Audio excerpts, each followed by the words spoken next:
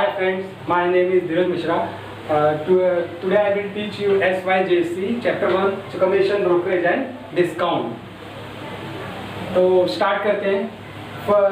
What is commission. पहले chapter start करने से पहले हम लोग को देखना पड़ेगा कि कमीशन होता क्या है. तुम लोग को थोड़ा बहुत कमीशन के बारे में पता होना चाहिए कि कमीशन क्या होता है और किस तरह से वो चार्ज किया जाता है. तो यहाँ पर मैंने शॉर्ट फॉर्म में एक बार लिख दिया हुआ है. चलो देखते हैं. What is commission.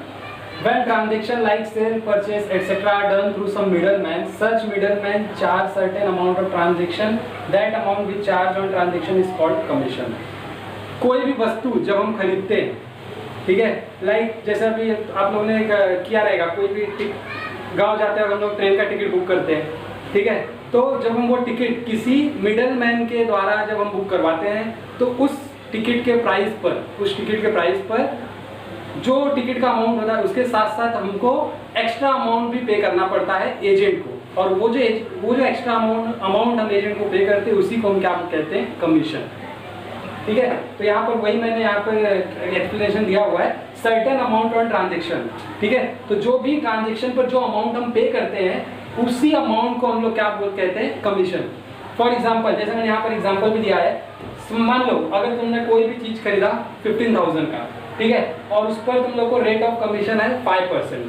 तो 15,000 पे 5% अगर आप कैलकुलेट करोगे तो वो अमाउंट आपको आ जाएगा 750 रुपीज.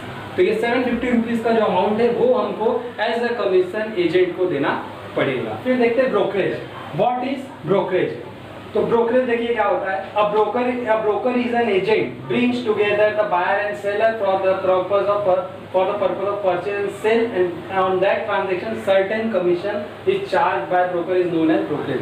सबसे अच्छा एग्जांपल हम देखते हैं, जैसे कि हम घर खरीदने जाते हैं. तो घर खरीदने जब हम जाते हैं तो हमको किसका घर खरीदना है या कौन घर बेच रहा है वो ना हमें पता होता है और ना जो घर बेच रहा है उसको पता होता है. तो हम किसी न किसी ब्रोकर को पकड़ते हैं.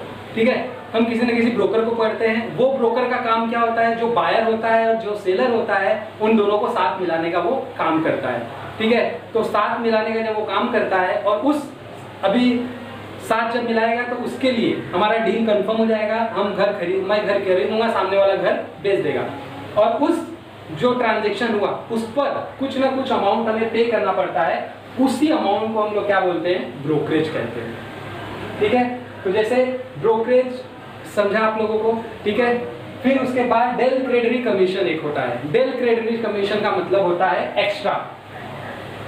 ठीक है. डेल क्रेडिटरी कमीशन का मतलब होता है एक्स्ट्रा, ओवर एंड अबव. जो कमीशन सेम ब्रोकरेज की ही तरह होता है, ओवर एंड अबव. जैसे अभी बात डील हुआ कि 2% कमीशन, लेकिन हो सकता है मेरी सर्विस अच्छी लगी, ठीक है, मेरा सर्विस अच्छा लगा, इसके वजह से वो एक्स्ट्रा खुश होकर हमको कुछ एक्स्ट्रा अमाउंट पे कर सकता है. एक्स्ट्रा परसेंटेज ऑफ कमीशन वो पे कर देगा. उसी को हम कहते हैं डेल क्रेडिटरी कमीशन.